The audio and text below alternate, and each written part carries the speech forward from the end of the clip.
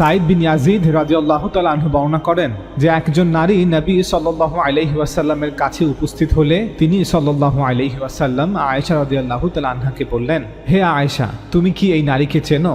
আয়েশা রাদিয়াল্লাহু তাআলা আনহা বললেন, হে আল্লাহর নবী, না, আমি তাকে চিনি না। তিনি সাল্লাল্লাহু আলাইহি ওয়াসাল্লাম বললেন, সে অমুক গোত্রের গায়িকা। তুমি কি পছন্দ করবে যে সে তোমাকে একটি গান গেয়ে শোনাবে?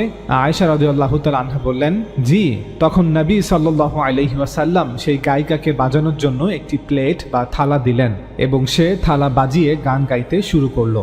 এরপর নবী সাল্লাল্লাহু আলাইহি ওয়াসাল্লাম বললেন, শয়তান তার নাকে ফু দিয়েছে। মুসনাদে আহমদ, হাদিস নং 15720। এই হাদিস অনুযায়ী রাসূল সাল্লাল্লাহু আলাইহি ওয়াসাল্লাম নিজে ওই নারীর সাথে আয়েশা রাদিয়াল্লাহু তাআলা আনহাকে পরিচয় করিয়ে দিয়েছেন। তারপর তিনি গান গাওয়ার জন্য প্রস্তাব দিয়েছেন এবং গান গাওয়ার জন্য একটি থালাও দিয়েছেন। সর্বশেষে গান পরিবেশনের পর তিনি বলেছেন, শয়তান তার নাকে ফু দিয়েছে, অর্থাৎ নাকের ছিদ্র দিয়ে যে বাতাস তার ফুসফুসে প্রবেশ করে মুখ দিয়ে বের হচ্ছে তা যেন শয়তানের জাদুর মতো। একবার ভাবুন তো, যদি পুরো ঘটনাটি হাদিসে উল্লেখ করা না থাকতো তাহলে আমাদের মধ্যে কত কি ব্যাখ্যা উপস্থিত করা হতো। চলুন এবার হাদিসের সঠিক ব্যাখ্যাটি জেনে নেওয়া যাক।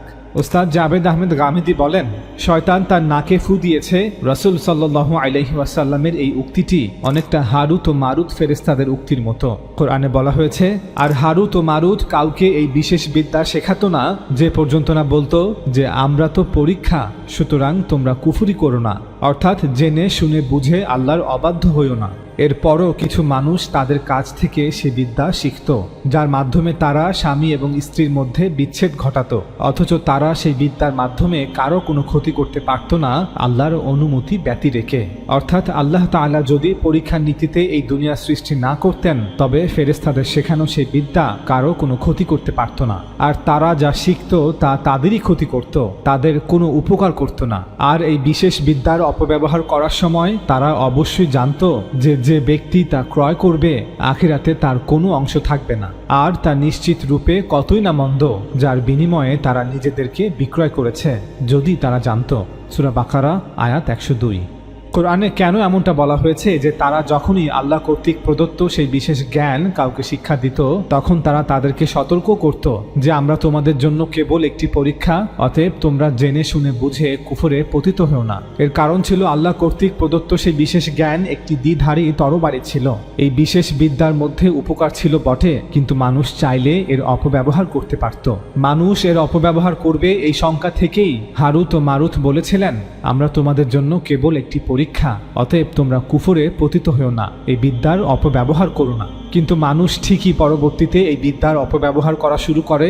সেই বিশেষ জ্ঞান সম্পূর্ণরূপে অনুমোদিত ছিল এবং এটি মানুষের প্রয়োজনে অবতীর্ণ করা হয়েছিল, তবে এর সাথে এটাও বলা হয়েছিল, ইন্নামা নাহনু ফিতনা ফালা তাকফুর, আমরা তোমাদের জন্য কেবল একটি পরীক্ষা, অতএব তোমরা কুফরে পতিত হও না। এখানে কুফর শব্দটি ব্যবহার করা হয়েছে, অর্থাৎ যখন তুমি এই জ্ঞান শিখবে তখন তুমি এর অপব্যবহার করবে না। যদি এমনটা করো তবে তা কুফর হবে, অর্থাৎ জেনে শুনে বুঝে আল্লাহর সাথে বিদ্রোহ বলে বিবেচিত হবে। লক্ষ্য করে দেখুন, এই আয়াতে বলা হয়নি যে যেহেতু তোমাদের কুফর করার আশঙ্কা আছে তাই এই বিশেষ জ্ঞান, এই বিশেষ বিদ্যা তোমাদের শিক্ষা গ্রহণের কোনো প্রয়োজন নেই, আমরা তোমাদের এই জ্ঞান শিক্ষা দিব না, আর তোমরা এই জ্ঞানের কাছেও যেও না, যদিও সেই জ্ঞান আল্লাহ কর্তৃক অবতীর্ণ হয়েছিল ফেরেশতাদের মাধ্যমে। হারুত মারুত এমনটা বলেননি, বরং শিখতে আসা মানুষকে সাবধান বাণী শুনিয়ে এই বিশেষ জ্ঞান শিক্ষা দিয়েছেন এবং মানুষের উপরই তা ছেড়ে দিয়েছেন। তারা চাইলে সত্যের পথে থাকবে, এই বিশেষ জ্ঞান বা এই বিশেষ বিদ্যার মাধ্যমে মানুষকে সহায়তা করবে, আবার চাইলে তারা শয়তানের পথেও চলতে পারবে। এই বিশেষ জ্ঞান বা এই বিশেষ বিদ্যার মাধ্যমে মানুষের ক্ষতিও করতে পারবে। ঠিক যেমন বর্তমানে মানুষ চাইলে বিজ্ঞানের মাধ্যমে সত্যের পথ অনুসরণ করতে পারে, একে অপরের মঙ্গলার্থে কাজ করতে পারে, আবার তারা চাইলে শয়তানের পথেও চলতে পারে, একে অপরের ক্ষতিও করতে পারে। ওস্তাদ জাবেদ আহমেদ গামিদি বলেন, তাই হারুত ও মারুতের ঘটনাকে সামনে রেখে আমরা বলবো যে দিন এবং দিনের সাথে সম্পর্কিত অন্যান্য সকল বিষয় ক্ষেত্রে এটি ভারসাম্য যা আমাদের আলেমদের বজায় রাখা উচিত।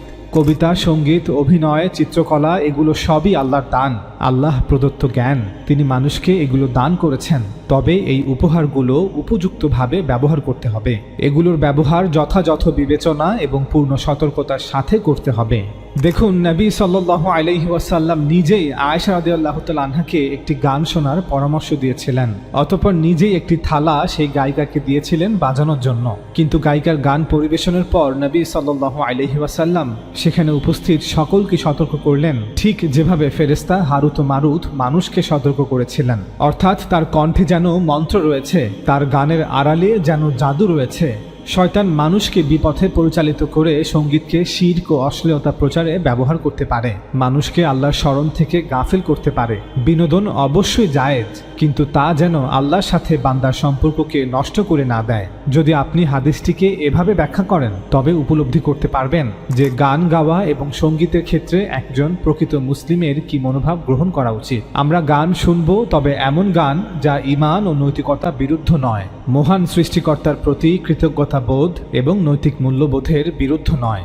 বাদ্যযন্ত্রের তালে গাওয়া এই গানটি নবী সাল্লাল্লাহু আলাইহি ওয়াসাল্লাম নিজে শুনেছেন এবং সকলকে শুনিয়েছেন, কিন্তু অপব্যবহারের ফলে যে বিপর্যয় দেখা দিতে পারে তার প্রতি মানুষকে সতর্ক করেছেন, যাতে শয়তান মানুষকে অন্য কোনো পথে বিভ্রান্ত না করে। চলুন এবার আরেকটি হাদিস আপনাদের পড়ে শোনাই। বুরাইদা রাদিয়াল্লাহু তাআলা আনহু থেকে বর্ণিত আছে যে একবার নবী সাল্লাল্লাহু আলাইহি ওয়াসাল্লাম যখন যুদ্ধ থেকে বিজয়ী হয়ে মদিনায় ফিরে আসলেন, তখন একজন কৃষ্ণাঙ্গ দাসী নবী সাল্লাল্লাহু আলাইহি ওয়াসাল্লামের কাছে এসে বলল, হে আল্লাহর রাসূল, আমি মানত করেছিলাম যে যদি আল্লাহ আপনাকে নিরাপদে মদিনায় ফিরিয়ে আনেন, তাহলে আমি আপনার সামনে দাফ বাজাবো এবং আপনার জন্য একটি গান গাইব। নবী সাল্লাল্লাহু আলাইহি ওয়াসাল্লাম বললেন, যদি তুমি মানত করে থাকো তাহলে তোমার মানত পূরণ করো, আর যদি মানত না করে থাকো তাহলে তা করো না। এরপর সেই কৃষ্ণাঙ্গ দাসী বলল, হ্যাঁ, আমি সত্যিই মানত করেছিলাম। তখন নবী সাল্লাল্লাহু আলাইহি ওয়াসাল্লাম বসলেন এবং সে দাফ বাজাতে শুরু করলো। ইতিমধ্যে আবু বকর রাদিয়াল্লাহু তাআলা আনহু এবং আরো কয়েকজন সেখানে এসেছিলেন। এর কিছুক্ষণ পর ওমর রাদিয়াল্লাহু তাআলা আনহু আসলেন। বুরাইদা রাদিয়াল্লাহু তাআলা আনহু বলেন যে দাসীটি একটি চাদর পরিধান করা ছিল। যখন সে ওমর রাদিয়াল্লাহু তাআলা আনহুকে দেখতে পেল, তখন দাফটি তার চাদরের পেছনে লুকিয়ে রাখলো। এটা দেখে নবী সাল্লাল্লাহু আলাইহি ওয়াসাল্লাম বললেন, ওমর, শয়তান কেবল তোমাকেই ভয় পায়। মুসনাদে আহমদ, হাদিস নং 23011। নবী সাল্লাল্লাহু আলাইহি ওয়াসাল্লাম এখানে দুটি কথা বলেছেন। প্রথমটি হলো, যদি তুমি মানত করে থাকো তাহলে তা করো। দ্বিতীয়টি হলো, যদি মানত করা না হয় তাহলে তা করো না। আমাদের এই দুটি কথাই বোঝা উচিত। ওস্তাদ জাবেদ আহমেদ গামিদি বলেন, যদি কোনো নাজায়েজ কাজের জন্য মানত করা হয় তাহলে তা করার কোনো সুযোগ ইসলামে নেই। যদি মানত কোনো হারাম কাজ বা মাকরুহ কাজের জন্য হতো, তাহলে নবী সাল্লাল্লাহু আলাইহি ওয়াসাল্লাম তার উপস্থিতিতে কোনোভাবেই তা করতে দিতেন না। প্রথম মুহূর্তেই তিনি বলতেন, কোনো নাজায়েজ বা হারাম কাজের জন্য মানত করা যাবে না, তাই মানত পূরণ করার প্রশ্নই আসে না। অর্থাৎ এটা হতে পারে না যে আমি কোনো হারাম কাজের জন্য মানত করব এবং শুধুমাত্র মানত করার কারণে আমাকে তা করার অনুমতি দেয়া হবে। না, আমাকে বাধা দেয়া হবে। এটাই দ্বীনের দাবি। নবী সাল্লাল্লাহু আলাইহি ওয়াসাল্লাম এমন মানত থেকেও মানুষকে বিরত রেখেছেন যেখানে একজন ব্যক্তি বৈধ মুশকিল কাজের জন্য মানত করেছে। কিন্তু এখানে নবী সাল্লাল্লাহু আলাইহি ওয়াসাল্লাম কি বলেছেন? প্রথমেই বলা হয়েছে যে যদি তুমি দাফ বাজিয়ে গান গাওয়ার মানত করে থাকো তাহলে তা করো। সুতরাং এর অর্থ হলো দাফ বাজিয়ে গান গাওয়া সম্পূর্ণরূপে একটি জায়েজ কাজ, এতে নিষিদ্ধ কিছু নেই। অতএব যদি মানত করে থাকো তাহলে তা করো, আমি তোমাকে তোমার মানত পূরণে সহায়তা করছি। এখন প্রশ্ন হলো, তাহলে কেন বলা হয়েছিল যে আর যদি মানত না করে থাকো তাহলে তা করো না? উত্তর, নবী সাল্লাল্লাহু আলাইহি ওয়াসাল্লাম ব্যক্তিগতভাবে এটা চাচ্ছিলেন না যে বিজয় উদযাপনের জন্য তার সামনে গান গাওয়া হোক। একজন নবী হিসেবে তিনি চাচ্ছিলেন যে এমন বিজয়ের পর তিনি বেশি বেশি আল্লাহ স্মরণ করবেন এবং তার প্রতি কৃতজ্ঞতা প্রকাশ করবেন, নফল নামাজ আদায় করবেন। কিন্তু যেহেতু এটা জায়েজ মানত ছিল, তাই তিনি সে মানত পূরণে সহায়তা করেছেন। কেউ হয়তো প্রশ্ন করতে পারেন যে শেষের দিকে রাসূল সাল্লাল্লাহু আলাইহি ওয়াসাল্লাম কেন বললেন, ওমর, শয়তান কেবল তোমাকেই ভয় পায়? এই প্রশ্নের উত্তরে আমরা বলবো, শয়তান কি রাসূল সাল্লাল্লাহু আলাইহি ওয়াসাল্লামকে ভয় পায় না? শয়তান কি আবু বকর রাদিয়াল্লাহু তাআলা আনহুকে ভয় পায় না? আসলে উক্ত উক্তিটি ছিল কেবল একটি প্রশংসার বাক্য। এখানে ওমর রাদিয়াল্লাহু তাআলা আনহুর কঠোর চরিত্রের দিকে ইঙ্গিত করা হয়েছে। এই উক্তির কারণে আমাদের এই সিদ্ধান্তে পৌঁছানো উচিত নয় যে নবী এবং তার সম্মানিত সাহাবীরা কোনো শয়তানি কাজে জড়িত ছিলেন, অতঃপর শয়তান তাদের ভয় পেত না। কিন্তু ওমর রাদিয়াল্লাহু তাআলা আনহু আসার পর সেই শয়তানি কাজ বন্ধ হয়ে গেল। নাউযুবিল্লাহ মিন হাযা। রাসূল সাল্লাল্লাহু আলাইহি ওয়াসাল্লাম একটি জায়েজ এবং বৈধ মানত পূরণেই সহায়তা করছিলেন। রাসূল সাল্লাল্লাহু আলাইহি ওয়াসাল্লামের শয়তান শব্দটি দ্বারা কি উদ্দেশ্য ছিল এ বিষয়ে পূর্ববর্তী হাদিস ব্যাখ্যা করার সময় আমরা বিস্তারিত আলোচনা করেছি। অনেক আলেম এই হাদিসগুলো উল্লেখ করে বলে থাকেন যে শুধু দাফ বাজিয়ে গান গাওয়া জায়েজ, কিন্তু দাফ ব্যতীত অন্য কোনো বাদ্যযন্ত্র কোনো কিছুর অনুমতি নেই। এর উত্তরে ওস্তাদ জাভেদ আহমেদ গামিদি বলেন, তাদের এই বক্তব্যটি বেশ দৃঢ় হতো এবং অত্যন্ত শ্রদ্ধা ও মূল্যের সাথে দেখা হতো যদি পরিস্থিতি এমন হতো যে কোরআন ও সুন্নাহ হতে বাদ্যযন্ত্রের উপর নিষেধাজ্ঞা স্পষ্ট থাকত। অর্থাৎ এটা স্পষ্ট হতো যে কোরআন বাদ্যযন্ত্রকে নিষিদ্ধ ঘোষণা করেছে অথবা নবী সাল্লাল্লাহু আলাইহি ওয়াসাল্লাম বাদ্যযন্ত্রকে নিষিদ্ধ ঘোষণা করেছেন। এখন যদি হঠাৎ আমরা কোনো বর্ণনার মুখোমুখি হই, কোনো হাদিসের মুখোমুখি হই যেখানে একজন দাসী রাসূল সাল্লাল্লাহু আলাইহি ওয়াসাল্লামের সামনে দাফ বাজিয়ে গান গাইছেন, তখন আমরাও বলতাম যে দেখুন, দাফ একটি ব্যতিক্রম বিষয়, আর সাধারণ আইনটি হচ্ছে যা কোরআনে বর্ণিত হয়েছে, বা সাধারণ আইনটি হচ্ছে যা রাসূল সাল্লাল্লাহু আলাইহি ওয়াসাল্লাম ঘোষণা করেছেন যে সকল প্রকারের বাদ্যযন্ত্র নিষিদ্ধ। কিন্তু দাফ হচ্ছে একমাত্র ব্যতিক্রম বাদ্যযন্ত্র যা বাজিয়ে গান করা বৈধ। কিন্তু প্রথমে কোরআন ও সুন্নাহ হতে নিষেধাজ্ঞাটি প্রমাণ করতে হবে।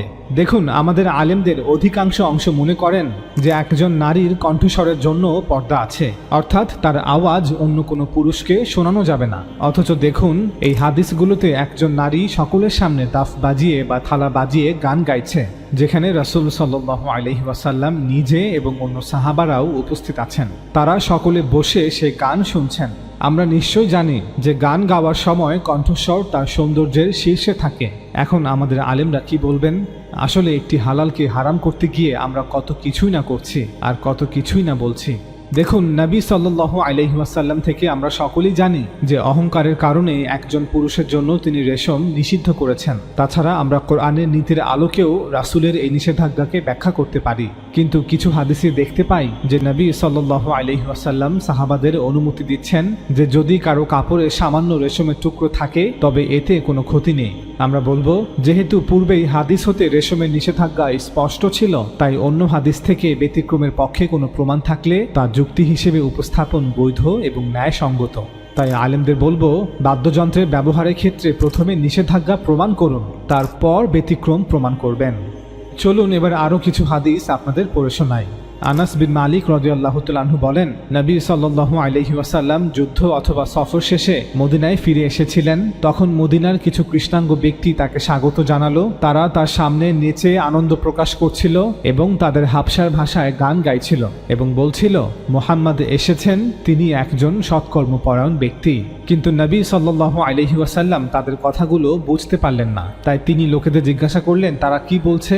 লোকেরা বলল, তারা বলছে মুহাম্মদ আল্লাহর সৎকর্মপরায়ণ বান্দা। ইমাম নাসাইর সুনান আল কুবরা, হাদিস নং 4236।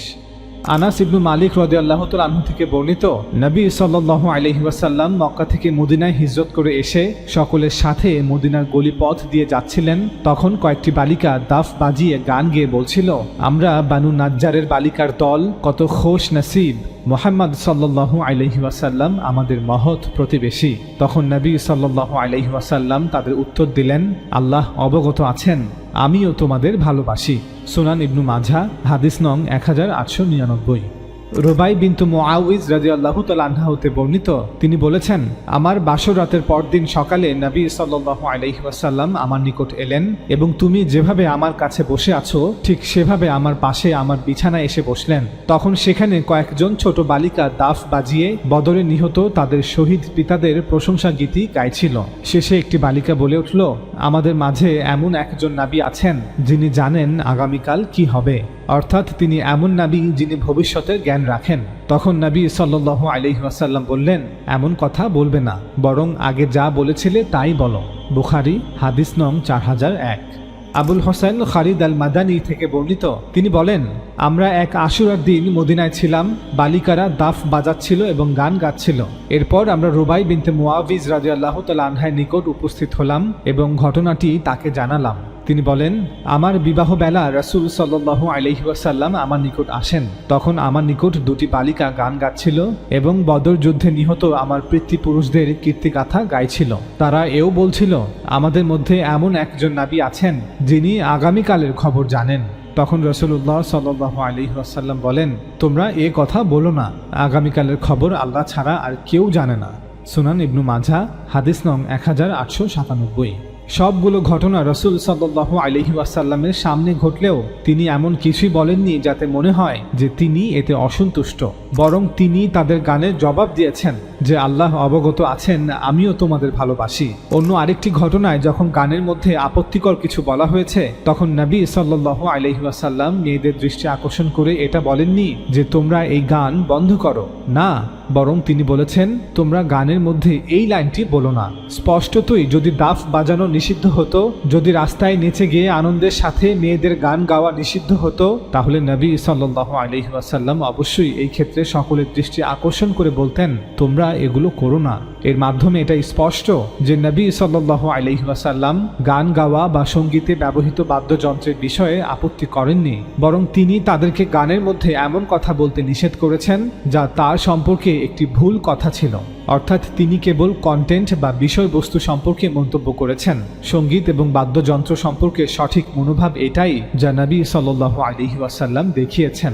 সকল মুসলমানদের এই মনোভাবই গ্রহণ করা উচিত। এই শিক্ষাটি এই বর্ণনাগুলোতে এতটা স্পষ্ট যে দ্বিতীয় মতামতের বা দ্বিতীয় কোনো ব্যাখ্যা করার কোনো অবকাশ নেই। চলুন এবার আরেকটি হাদিস আপনাদের পড়ে শোনাই।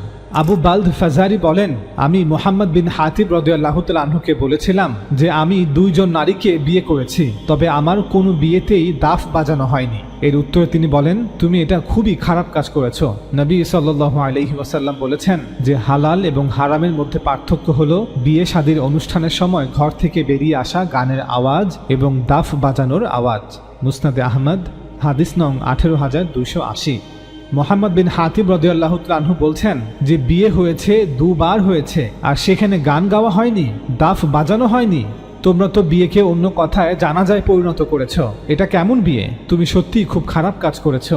রাসূলুল্লাহ সাল্লাল্লাহু আলাইহি ওয়াসাল্লাম বলেছেন, জায়েজ বিবাহ এবং নাজায়েজ বিবাহের মধ্যে পার্থক্য হলো বিয়ের সময় আত্মীয় স্বজন পাড়া প্রতিবেশী গান বাজনা করবে, দাফ বাজাবে, আনন্দ উল্লাস হবে। অর্থাৎ বিবাহ এবং ব্যভিচারের মধ্যে এটাই হচ্ছে পার্থক্য। যদি কেউ ব্যভিচার করে বা গোপনে বিবাহ করে তাহলে সে কি করবে? সে তা গোপন করার চেষ্টা করবে। কিন্তু ইসলামে যে বিবাহ রয়েছে এবং যা আল্লাহ মুসলমানদের মধ্যে একটি ইবাদত হিসেবে জারি করেছেন, যখনই আমরা এই বিবাহের ব্যবস্থা করব, আমরা আমাদের নিকট আত্মীয় পাড়া প্রতিবেশীদের অংশগ্রহণের ব্যবস্থা করব। সেখানে গান বাজনা হবে, আনন্দ উল্লাস হবে, বিবাহকে উদযাপন করা হবে। মানুষ জানবে যে এই হচ্ছে বর এবং এই হচ্ছে কনে।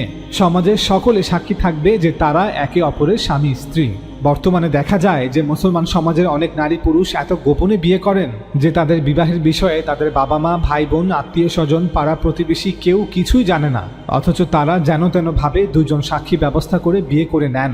এমনকি অনেক আলেম আছে যারা দ্বিতীয় তৃতীয় বিয়ে করছে, অথচ তার প্রথম স্ত্রী এবং সন্তানরা জানে না যে তাদের বাবা আরেকটি বিয়ে করেছে, তার পিতামাতা জানে না যে তাদের পুত্র আরেকটি বিয়ে করেছে। প্রথম স্ত্রী জানে না দ্বিতীয় স্ত্রীর কথা, আবার দ্বিতীয় স্ত্রী জানে না তৃতীয় স্ত্রীর কথা।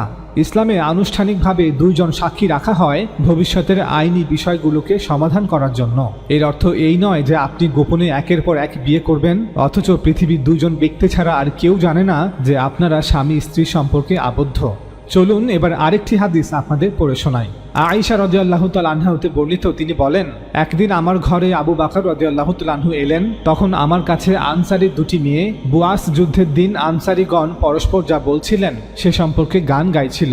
আয়েশা রাদিয়াল্লাহু তাআলা আনহা বলেন, তারা কোনো পেশাদার গায়িকা ছিল না। আবু বকর রাদিয়াল্লাহু তাআলা আনহু এসব দেখে বললেন, আল্লাহর রাসূলের ঘরে শয়তানি বাদ্যযন্ত্র। এটি ছিল ঈদের দিন। তখন আল্লাহর রাসূল সাল্লাল্লাহু আলাইহি ওয়াসাল্লাম বললেন, হে আবু বকর, প্রত্যেক জাতির জন্যই আনন্দ উৎসব রয়েছে, আর এ হলো আমাদের আনন্দের দিন, অর্থাৎ আজ ঈদের দিন। বুখারী হাদিস নং 949 এবং 952। যদিও ধর্মীয় মানসিকতা এই বিষয়গুলো সম্পর্কে সংবেদনশীল হয়ে ওঠে, তবে নবী সাল্লাল্লাহু আলাইহি ওয়াসাল্লামের শিক্ষা হলো আমাদের সঠিক ভারসাম্য বজায় রাখা উচিত। প্রত্যেকটি জিনিসকে তার সঠিক প্রেক্ষাপট এবং স্থানে রেখে বিবেচনা করা উচিত। কোনো ক্ষেত্রে কোনো নির্দিষ্ট কার্যকলাপ কেবল অনুমোদিত নয়, বরং সেটাই স্বাভাবিক। মানুষের ফিতরা অর্থাৎ মানব প্রকৃতি এটিই দাবি করে। আবু বকর রাদিয়াল্লাহু তাআলা আনহু এর শয়তান শব্দটি দ্বারা কি উদ্দেশ্য ছিল এ বিষয়ে পূর্ববর্তী একটি হাদিস ব্যাখ্যা করার সময় আমরা বিস্তারিত আলোচনা করেছি। তবুও সংক্ষেপে বলবো যে এখানে এই শয়তানি বাদ্যযন্ত্র মন্তব্যটি আরবের পৌত্তলিক যুগের বাদ্যযন্ত্রের ব্যবহারের কথা বিবেচনা করে করা হয়েছে। যা আমরা আমাদের সময়েও দিনরাত দেখি। অর্থাৎ বর্তমান সময়ের ন্যায় তৎকালীন সময়েও বাদ্যযন্ত্রের অধিকাংশ ব্যবহার ছিল মূলত অপব্যবহার। তাই আবু বকর রাদিয়াল্লাহু তাআলা আনহু এমনটা বিবেচনা করেই শয়তানি বাদ্যযন্ত্র এই কথাটি বলেছিলেন। কিন্তু নবী সাল্লাল্লাহু আলাইহি ওয়াসাল্লাম তার কর্মকাণ্ড থেকে স্পষ্ট করে দিয়েছিলেন যে এগুলোর কোনোটি আসলে নিষিদ্ধ নয়। গান গাওয়া নিষিদ্ধ নয়, এমনকি মেয়েদের গান গাওয়াও নিষিদ্ধ নয়। যদি আপনি একজন পুরুষ হয়েও তাদের গান শোনেন তাও নিষিদ্ধ নয়, যেমনটা নবী সাল্লাল্লাহু আলাইহি ওয়াসাল্লাম শুনছিলেন। আর যেহেতু দাফ বাজানো হচ্ছিল তাই স্পষ্টতই বাদ্যযন্ত্রের সাথে গান গাওয়াও নিষিদ্ধ নয়। নবী সাল্লাল্লাহু আলাইহি ওয়াসাল্লাম এই সমস্ত কিছু তার আমলের মাধ্যমে স্পষ্ট করে দিয়েছেন। তবে বাদ্যযন্ত্রের ব্যবহার ঠিক করবে বাদ্যযন্ত্র এবং সঙ্গীতের কতটুকু অংশ নিষিদ্ধ হবে। চলুন এবার আরও কিছু হাদিস আপনাদের পড়ে শোনাই। আমির বিন সাদ বাজলি বর্ণনা করেন, তিনি বলেন যে এক বিবাহ অনুষ্ঠানে আমি কারজা বিন কাব, আবু মাসুদ আনসারি এবং সাবিত বিন জায়দের কাছে বসেছিলাম। তখন আমি দেখলাম যে কিছু মেয়ে দাফ বাজাচ্ছে এবং গান গাইছে।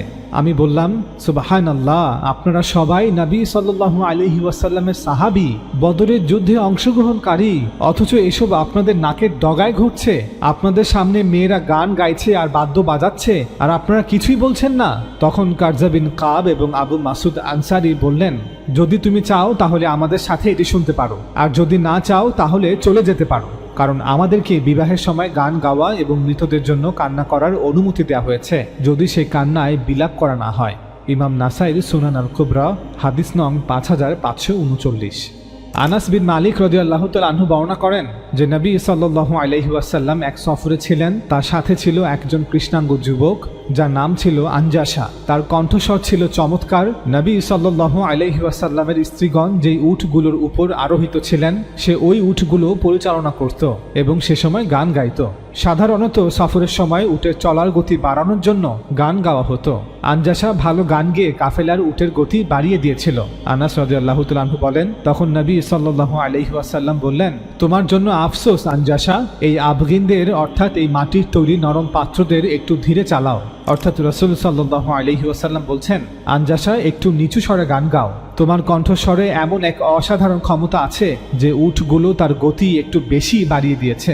নারীরা উটের উপর বসে আছে। যদি তুমি এইভাবে গান করে উটগুলি এত গতিতে এগিয়ে নিয়ে যাও তাহলে তাদের ক্ষতি হওয়ার আশঙ্কা আছে। রাসূল সাল্লাল্লাহু আলাইহি ওয়াসাল্লাম এখানে গান গাওয়ার সমালোচনা করেননি, বরং ধীরে চলতে বলেছেন। মুসনাদে আহমদ, হাদিস নং 13377। ওমর ইবনে খাত্তাব রাদিয়াল্লাহু তাআলা আনহু বর্ণনা করেন যে নবী সাল্লাল্লাহু আলাইহি ওয়াসাল্লাম তার এক সফরে আব্দুল্লাহ বিন রাওয়াহাকে বললেন, হে আব্দুল্লাহ, তুমি কি আমাদের উটগুলোর গতি একটু বাড়িয়ে দিবে? আব্দুল্লাহ জবাব দিলেন, আমি হুদির গান গাওয়া বন্ধ করে দিয়েছি। সফরের সময় উটের চলার গতি বাড়ানোর জন্য যে গান গাওয়া হতো তাকে হুদি বলা হয়। আব্দুল্লাহ বিন রাওয়াহা রাদিয়াল্লাহু তাআলা আনহুর কথা শুনে ওমর রাদিয়াল্লাহু তাআলা আনহু বললেন, শোনো এবং ইতাআত করো। অর্থাৎ তুমি হুদির গান গাওয়া বন্ধ করে দিয়েছো, এটা কেমন জবাব? অথচ তোমাকে নবী সাল্লাল্লাহু আলাইহি ওয়াসাল্লাম বলছেন। তখন আব্দুল্লাহ বিন রাওয়াহা এই পংক্তিগুলো গাইলেন, হে আল্লাহ, যদি আপনার এনায়েত না হতো তাহলে আমরা না হেদায়েত পেতাম, না সদকা দিতাম, না আমরা নামাজ পড়তাম। তাই এখন আমাদের উপর আপনার সাকিনা নাজিল করুন এবং শত্রুর সাথে সংঘর্ষের সময় আমাদেরকে ময়দানে অবিচল রাখুন। নবী সাল্লাল্লাহু আলাইহি ওয়াসাল্লাম যখন এই পবিত্র বাক্যগুলি শুনলেন তখন বললেন, হে আল্লাহ, তার উপর রহম করুন।